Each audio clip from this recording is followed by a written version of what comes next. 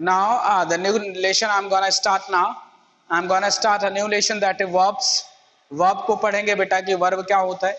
That is very important part of your sentence structure. Verb को बेटा American accent में action भी कहा जाता है. इन द अमेरिकन एक्सेंट इसको बेटा एक्शन भी कहते हैं. ये जो वर्ब है आपका बेटा ये ब्रिटिश एक्सेंट है, ठीक है ना. ब्रिटिश एक्सेंट में वर्ब कहते हैं, अमेरिकन एक्सेंट में उसी वर्ब को एक्शन कहते हैं. So these two things are clear now. बेटा वर्ब क्या होता है, टॉकिंग अबाउट डेफिनेशन, तो आप बोलोगे action word is called verb. Action words are called verb. बेटा जो एक्शन वर्ड होते हैं, जो काम को बताते हैं, उन्हें वर्ब कहा जाता है. ऐसे वर्ड्स जो काम को बताएंगे बेटा, जो हमारे काम करने को बताते हैं, all this one is called verb, उन्हें वर्ब कहा जाता है बेटा. See the example now. ये एग्जांपल देखते हैं स्टूडेंट्स. जैसे मैंने कहा आई टुक क्लास, हमने क्लास लिया बेटा, तो ये जो वर्ड है ना दैट इज एक्शन, इसे वर्ब कहेंगे. Example first. एग्जाम्पल सेकंड देखेंगे बेटा.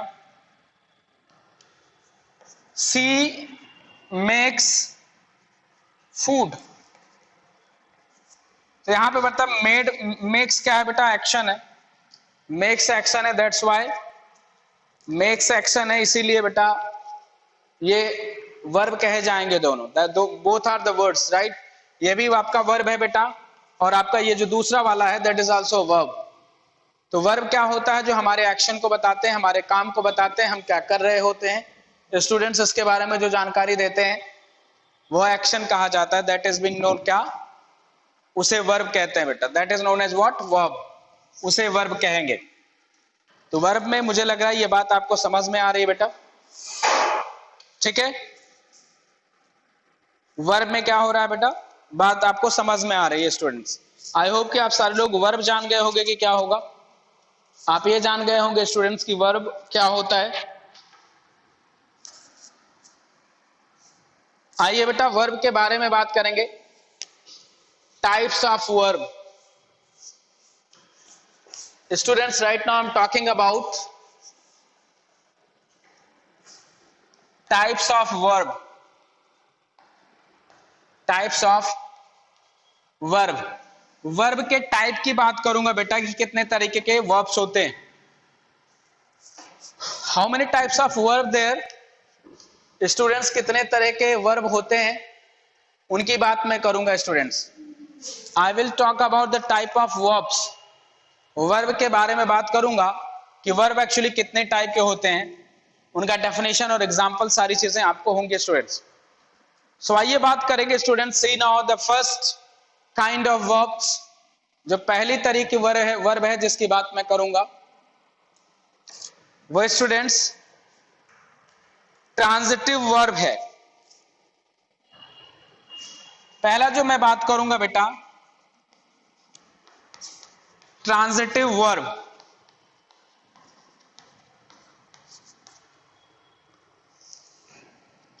पहला जो है बेटा वो ट्रांजिटिव वर्ब है, और इस वर्ब को बेटा स्टूडेंट्स इस वर्ब को ऑब्जेक्ट के बिहाफ पे डिफाइन किया गया है. इस वर्ब को ऑब्जेक्ट के बिहाफ पे डिफाइन किया गया है.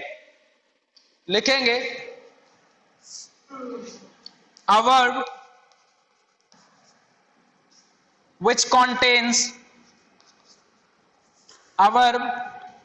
which contains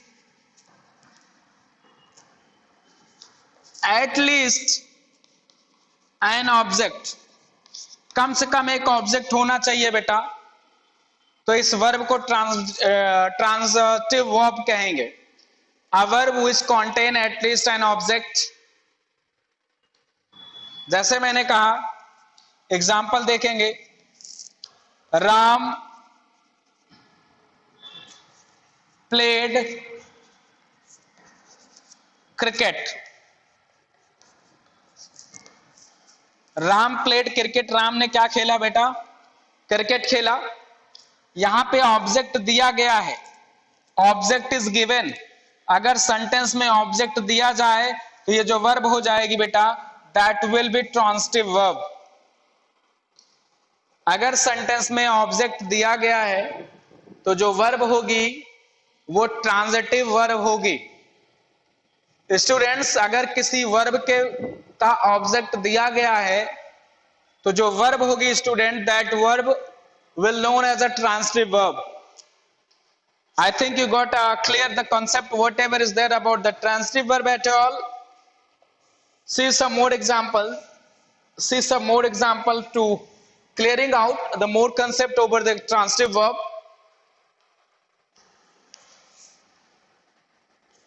Example number second, see now.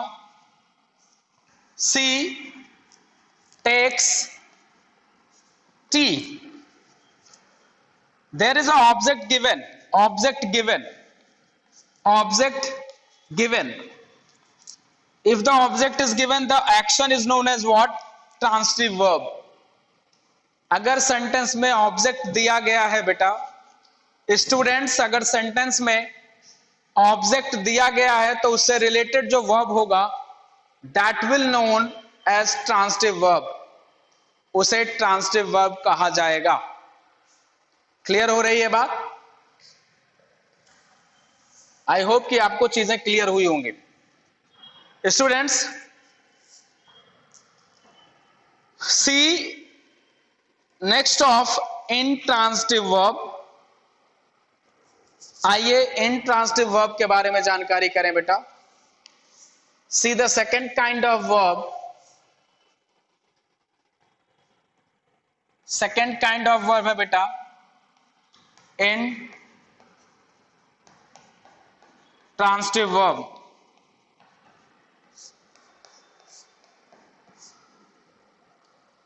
Intransitive verb की बात करेंगे स्टूडेंट्स, इसको लिखेंगे the verb which have not any object.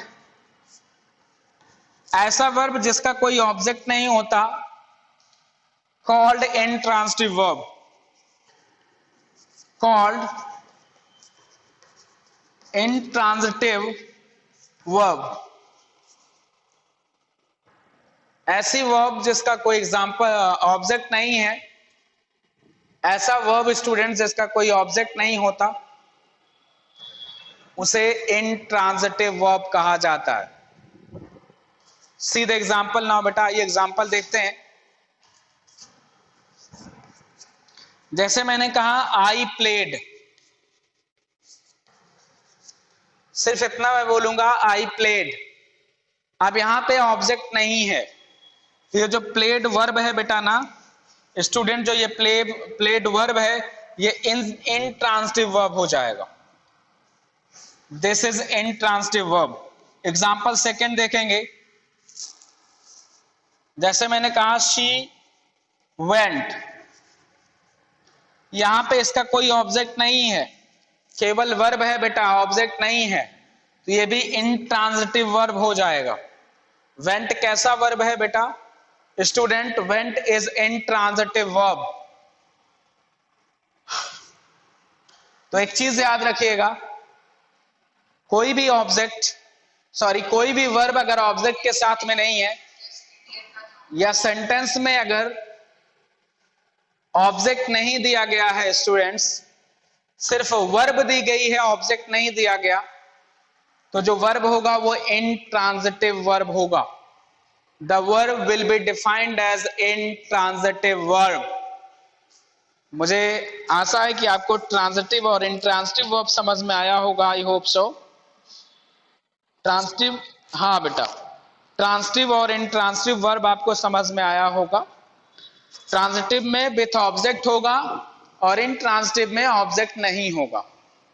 Transitive में ऑब्जेक्ट होगा और इंट्रांजिटिव में ऑब्जेक्ट नहीं होगा। आई होप कि आपको बातें समझ में आ गई होंगी। ओके, आ जाइए।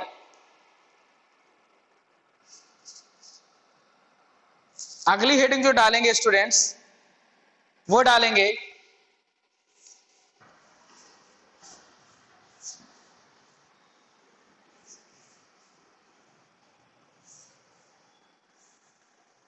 तीसरा जो काइंड है बेटा, that is finite verb. Finite verb.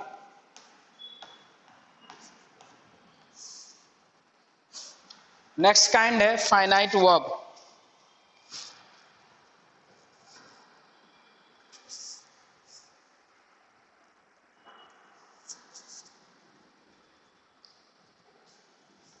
लिखेंगे when a verb has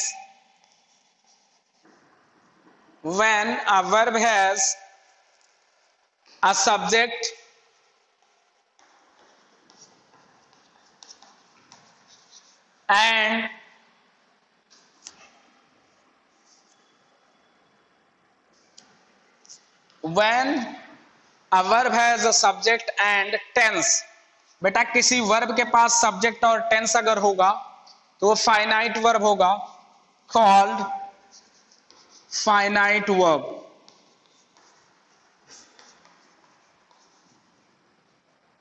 example, बेटा एग्जाम्पल देखेंगे।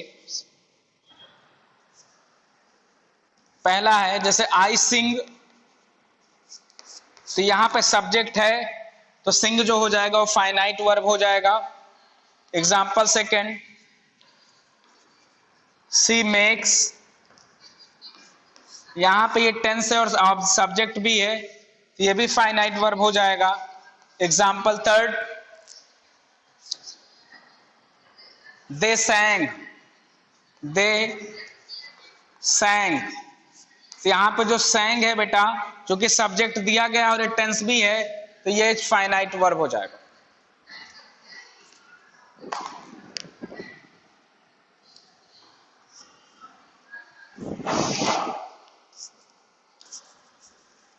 स्टूडेंट आज की क्लास के लिए इतना ही करेंगे, फिर मुलाकात होगी नेक्स्ट वीडियो में, नेक्स्ट क्लास में।